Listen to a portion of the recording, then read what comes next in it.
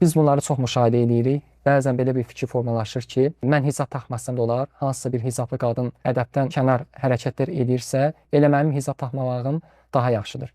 Lakin bir nəfərin və yaxud da iki nəfərin etdiyi xəta bu o demək deyil ki, hicab taxmaq buna irşad edir. Yox, qətiyyən bu belə deyil.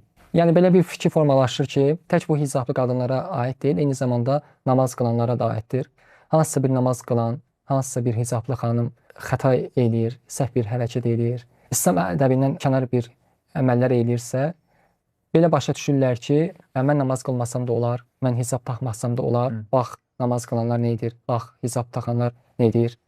Lakin bu köklü şəkildə yanlış bir fikirdir. Yəni, sən onlara deyil, fərdlərə deyil, İslam dininə bax. Məhz İslam dini bizdən bunu mu tələb edir? Yox.